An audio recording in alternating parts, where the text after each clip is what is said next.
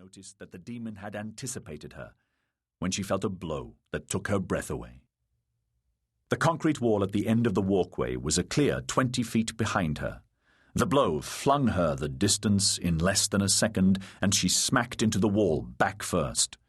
Helpless with pain, she slid to the floor, waiting for the follow-up that would finish her. But it didn't come.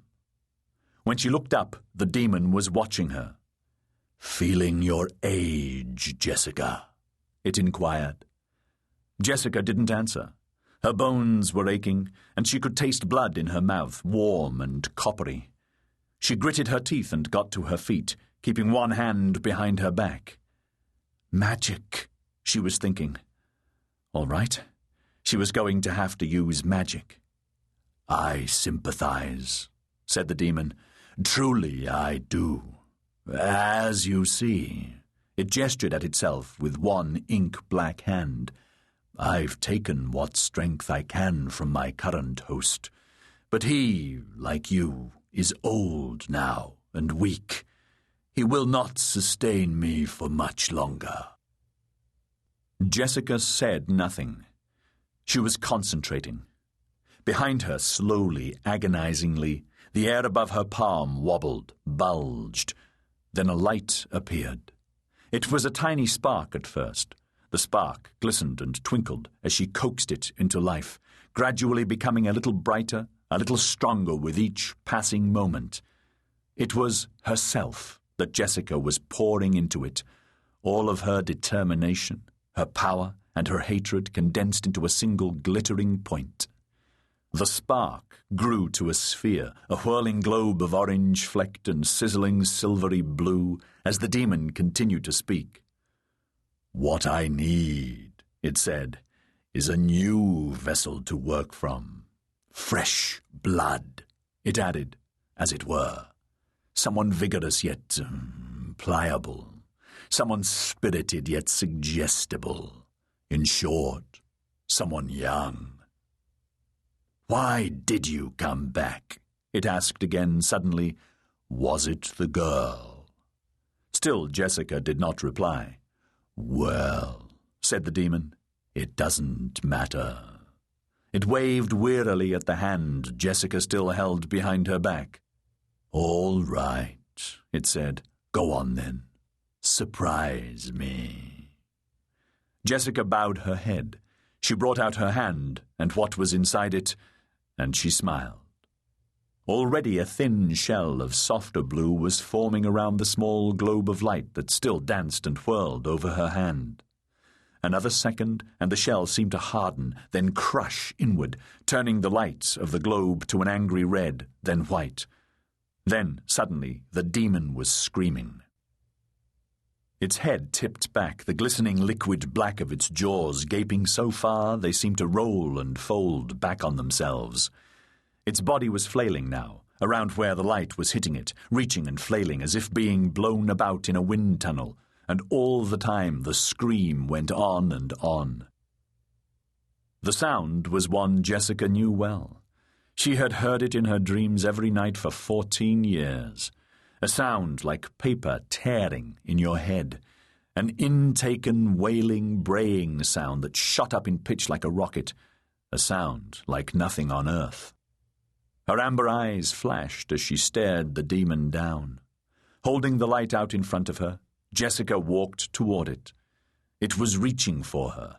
Long, liquid black fingers were grasping at the light, testing her will, checking her strength. But Jessica fought with all her heart, forcing the demon back step by step. Without taking her eyes off it, she reached out and picked up her bag. From her years on the streets, Jessica had learnt to make the best use she could of whatever materials came to hand. Manifesting her power externally for any length of time was exhausting, but certain substances, Jessica had discovered, could be induced to hold magic, storing it up and releasing it slowly like a battery does an electric charge. Tobacco, for example. She began to pour the bag's contents out on the ground at her feet, a little at a time, as evenly as she could with just one hand. Slowly, steadily, she let the precious stuff fall, shaking it out, forming a line on the concrete between herself and her enemy. Holding the blazing light above her head, she forced herself to turn her back on the demon as she continued to pour. The bag went empty. Her collection of shreds and dog ends flared briefly, then blackened as she completed the protective circle. She sat down and crossed her legs. Suddenly, the demon seemed to realize what she was doing. It sprang toward her in a spreading flood of darkness, swallowing the walls, the rain, the world outside, and everything. Jessica took a deep breath, forcing herself to blank out everything except the light of her will, forcing herself not to think of what would happen if that light went out. She closed her eyes. The sound of the door buzzer, long and ugly, ripped Esme out of her sleep. The dream she'd been having was one she had often, a long, slow, freezing kind of dream full of darkness and falling and cold that squeezed stony fingers round her heart. It was a frightening dream, but in a moment Esme had dismissed it as usual. She opened her eyes. Her thick black curly hair had swung forward around her face, which meant she was on the ceiling again, where she always seemed to wake up. Parting her hair with her fingers, she floated soundlessly to the cushioned floor of her bedroom and walked the 2 steps to the intercom by the door. Just as she reached it, it crackled. Her father had reached his first. "Yeah," he said, his deep voice managing to convey in that one syllable just how unhappy he would be if the person at the door turned out to have woken him up for no reason. "Raymond?" said the voice from outside. There was a pause. "Nick?" said Raymond hoarsely, and suddenly Esme's blood turned to ice.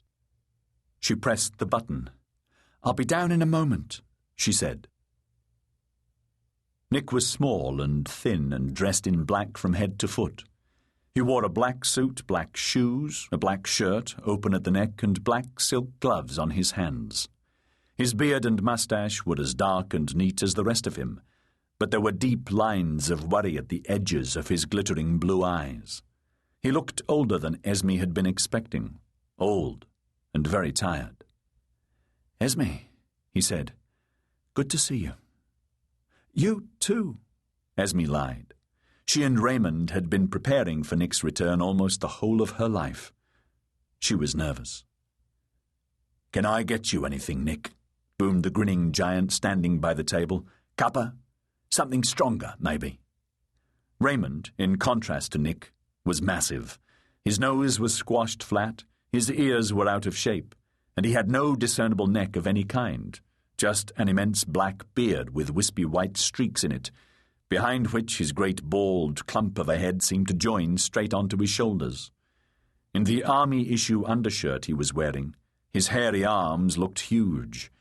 His meaty red hands, with their swollen knuckles, were resting easily on the back of a chair.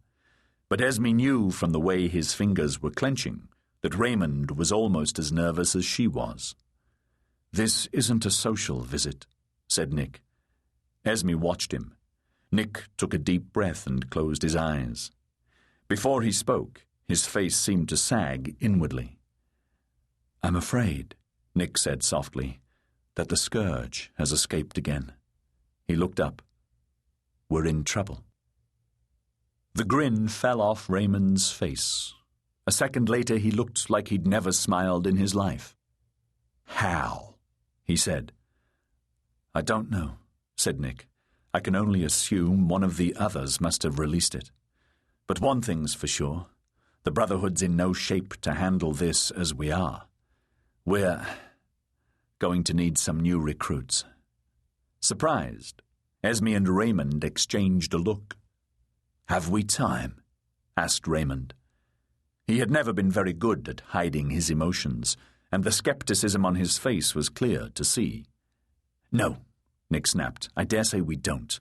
But we'd be useless against the Scourge right now, and you know it." Raymond blinked. "We do have young Esme here," he said carefully. He took a step closer to the other man and tried for a smile. "I'll tell you what, I've never trained anyone like her. You should see the way she—" "Yes," said Nick, "but in case you haven't noticed, There's only one of her, and that's